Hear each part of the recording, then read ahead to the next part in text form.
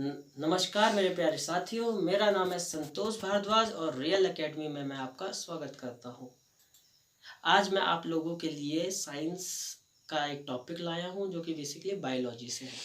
ठीक है, बायोलॉजी में आप पहले से पढ़ते आ रहे हो बचपन से कि कुछ जीवित प्राणी होती है और कुछ निर्जीव प्राणी होते हैं, कुछ लिविंग ऑर्गेनिज्म होते हैं और कुछ नॉन लिविंग ऑर्गेनिज्म होते हैं। लिविंग ऑर्गेनिज्म में आप पढ़ते हैं पेड़ पौधे, जानवर, मानव, इन सारे चीज़ों को आप लिविंग ऑर्गेनिज्म में पढ़ते हो। लेकिन बहुत सारे इंसेक्ट्स, ठीक है, लिविंग ऑर्गेनिज्म में इंसेक्ट भी आते हैं, बर्ड्स भी आते हैं, पेड़ पौधे भी आते हैं, इंसान भी आते हैं, ये सारी चीज़ें तो आप जानते हैं। लेकिन बहुत सी चीज़ें ऐसी भी होती है जो सजीव हैं, जो कि लिविंग ऑर्गेनिज्म है, लेकिन आप उन्हें देख नहीं सकते। और जिन ऑर्गेनिज्म को आप देख नहीं सकते, आज मैं उन्हीं के बारे में चर्चा करने वाला हूँ, जिनका नाम है माइक्रो ऑर्गेनिज्म, सूक्ष्म प्राणी। शुरू करते हैं। Micro organism. माइक्रो ऑर्गेनिज्म को हम 4 भागों में बांट सकते हैं। पहला है बैक्टीरिया, दूसरा है प्रोटोजोआ, तीसरा है फंगस, चौथा है एल्गी। ठीक है, तो पहला बैक्टीरिया, दूसरा प्रोटोजोआ, तीसरा फंगस, चौथा होगा एल्गी। बहुत सारे बच्चे ये सोच रहे होंगे कि हमने वायरस को नहीं बोला। क्यों नहीं बोला हमने माइक्रो ऑर्गेनिज्म में वायरस को? क्योंकि ये जो है वायरसेस जो है वो जो है अभी भी जो है, कुछ लोग बोलते हैं लिविंग ऑर्गेनिज्म है, कुछ बोलते हैं नॉन लिविंग ऑर्गेनिज्म है। क्यों बोलते हैं इनको कुछ लोग नॉन लिविंग ऑर्गेनिज्म? क्योंकि अगर ये जो है सतह पर खाली है, किसी ऑर्गेनिज्म के अंदर नहीं है, तो वायरस जो है निर्जीव प्राणी की तरह बिहेव करता है, इनएक्टिव बिहेव करता है। लेकिन अगर यही वायरस किसी लिविंग ऑर्गेनिज्म के अंदर चले जाए, किसी बॉडी के अंदर चले जाए, जैसे कि कोरोना वायरस है, अगर कोरोना वायरस डोर पे लगा हुआ है, ठीक है, तो वो कभी भी म्यूटेट नहीं करेगा, कभी भी जो है अपने आप को मल्टीप्लाई नहीं करेगा, लेकिन और ग्रो नहीं करेगा। लेकिन जो है अगर वो जो है मानव शरीर के अंदर चल जाता है, एक बार हमारे लंग्स तक पहुंच जाता है, एसी रिसेप्टर को तोड़ के हमारे लंग्स तक जाता है, डीएनए में पहुंचता है और मल्टीपल कॉपीज़ बनाना चालू करता है, तो उसके बाद जो है अब कॉपियाँ बनाना चालू कर चुका है उसने, तो मतलब ये किसी सजीव की तरह काम करने लग गया। तो ये कुछ लोग बोलते हैं सजीव है, कुछ लोग बोलते हैं निर्जीव है। देखा जाए तो वैसे ये निर्जीवी है। जब ये इसको जो है एक होस्ट सेल चाहिए जो कि वो किसी भी ऑर्गेनिज्म के अंदर जाके जो है अपना जो है मल्टीप्लिकेशन करना चालू होता है। ये एनिमल्स के अंदर भी जा सकता है, प्लांट्स के अंदर भी जा सकता है, बैक्टीरिया के अंदर भी जा सकता है। इनके अंदर अगर ये चल गया तो फिर ये अपना ग्रो करना भी चालू हो जाएगा, मल्टीप्लाई करना भी चालू हो जाएगा। तो इसलिए जो है इसको माइक्रो ऑर्गेनिज्म की श्रेणी में अलग से रखा जाता है, इनके साथ नहीं रखा जाता है। वैसे हम बेसिकली पढ़ेंगे हम bacteria, protozoa, fungus, algae. Virus के बारे में ज़्यादा हम नहीं पढ़ेंगे। कुछ वायरस हमारी बॉडी में जो है पहले से ही होते हैं, जिनके कारण हमें कोल्ड, इन्फ्लुएंजा या फ्लू होते हैं। ठीक है, छोटा मोटा बुखार वगैरह होते रहता है, वायरल इन्फेक्शन वगैरह होते रहते हैं। लेकिन कुछ कुछ चीज़ें वायरस जो है बहुत ज़्यादा सीरियस प्रॉब्लम भी कर देते हैं, जैसे कि पोलियो और चिकन पॉक्स।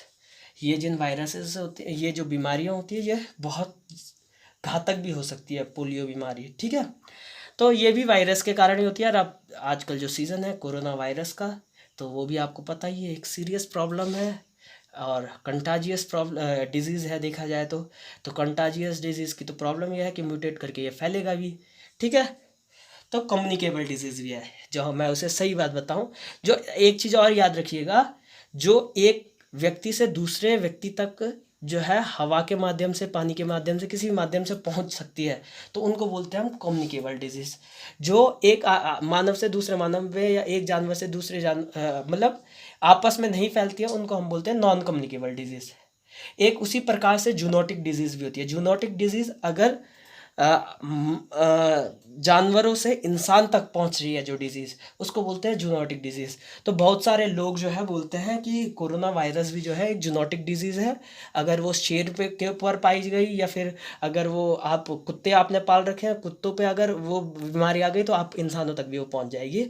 इस पर रिसर्च चल रही है नहीं है, उसके बारे में मैं क्लियर नहीं कर सकता कि कोरोना वायरस एक जूनोटिक डिजीज़ है या नहीं है। तो आपको ये भी पता होना चाहिए कौन सी जूनोटिक डिजीज़ होती है, कौन सी कम्युनिकेबल डिजीज़ होती है, कम से कम डेफिनेशन पता होनी चाहिए। ठीक है, हमने जो एक प्रोटोजोआ पढ़ा ना, प्रोटोजोआ से जो बीमारियां होती हैं उनको डिसेंट्री और मलेरिया, ये जो है प्रोटोजोआ के कारण होती है। बैक्टीरिया के कारण जो है टीबी और टाइफाइड होता है। माइक्रो ऑर्गेनिज्म को मैं दो भागों में बांट सकता हूँ। अगर उस पर एक ही प्रकार के सेल हैं तो उन्हें हम यूनिसेलुलर बोलते हैं, अगर मल्टीपल प्रकार के सेल होते हैं तो उन्हें हम मल्टीसेलुलर बोलते हैं। बैक्टीरिया एक यूनिसेलुलर है, प्रोटोजोआ एक यूनिसेलुलर है, एल्गी और फंगाई मल्टीसेलुलर है, कुछ कुछ एल्गी यूनिसेलुलर भी होते हैं। ठीक है, एक और आप पॉइंट याद रखिएगा कि एमोइबा जो है हमेशा अकेले में रहता है, लेकिन बैक्टीरिया और फंगाई जो है हमेशा कॉलोनी बना के रहते हैं। ठीक है, दूसरी चीज़ जो है, अभी ये बात आपको पता होगी या नहीं होगी, इसको मैं आपको बता दूं कि बहुत सारे माइक्रो ऑर्गेनिज्म हमारी बॉडी के लिए बहुत ही ज़्यादा उपयोगी होते हैं। Most of the microorganism are very beneficial for us and some are very dangerous for us which causes disease. बहुत सारे ऑर्गेनिज्म जो है हमारे लिए घातक साबित हो सकते हैं और बहुत सारे ऐसे भी हैं जो हमारे लिए बहुत ज़्यादा बेनिफिशियल हैं। आज की वीडियो में हम सिर्फ बेनिफिशियल हैं जो हमारे लिए, जो माइक्रो ऑर्गेनिज्म बेनिफिशियल है, उनके बारे में चर्चा करेंगे। कल या फिर डे आफ्टर टुमारो मैं आपको जो आपके लिए जो है इसी चैप्टर का जब मैं पूरा वीडियो लाऊंगा उसमें जो है मैं आपको बताऊंगा किस माइक्रो ऑर्गेनिज्म से कौन सी बीमारी होती है। तो डिजीज़ काउजिंग माइक्रो ऑर्गेनिज्म के बारे में अगले वीडियो में बात करेंगे। चलिए, अगला है फ्रेंडली माइक्रो ऑर्गेनिज्म।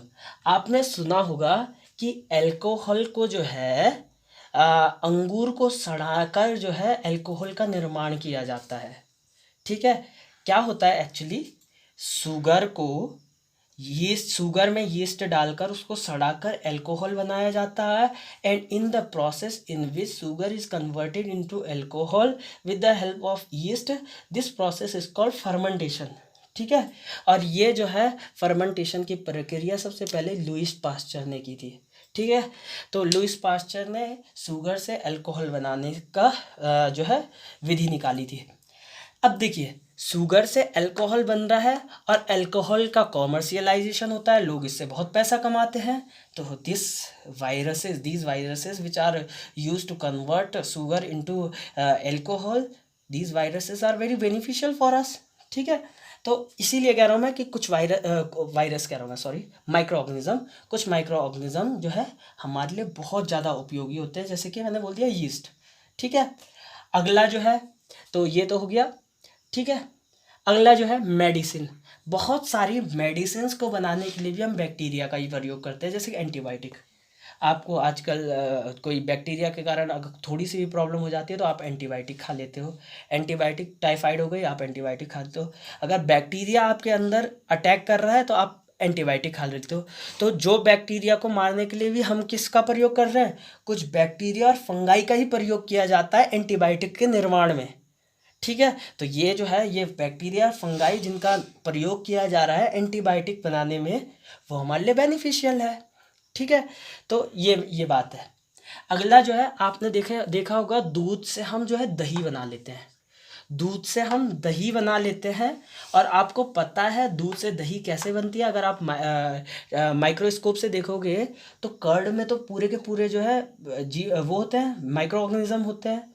तो कैसे बन रहा है ये, बैक्टीरिया की मदद से ही जो है मिल्क जो है कन्वर्ट होता है कर्ड में। ठीक है, टाइम के साथ साथ आपने देखा होगा मिल्क को अगर आपको कर्ड में कन्वर्ट करना होगा तो थोड़ा सा कर्ड जो है उसके ऊपर डाल दो, उसके बाद बैक्टीरिया तो अपने आप जो है अपने आप को मल्टीप्लाई करेंगे और पूरे के पूरे मिल्क को कर्ड में कन्वर्ट कर देंगे।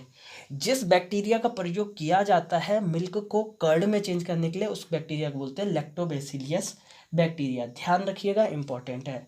ऐसे ही जो है चीज़ बनाने में, चीज़ माने पनीर बनाने में भी यूज़ होता है। पिकल्स माने आपका अचार बनाने में भी यूज़ होता है। ठीक है, एक 8th क्लास की एक बुक में एक एक्सपेरिमेंट है, मैं आपको बताना चाहता हूँ।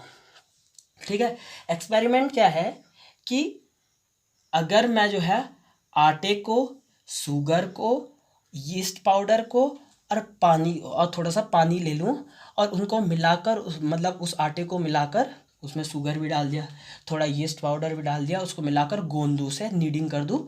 तो आफ्टर नीडिंग मैं उसको जो है 2 घंटे तक छोड़ देता हूँ। तो आप देखेंगे कि उसका वॉल्यूम जो है बहुत ज़्यादा इंक्रीज़ हो जाएगा, वो बहुत ज़्यादा बढ़ जाएगा, उसका आयतन बहुत ज़्यादा बढ़ जाएगा।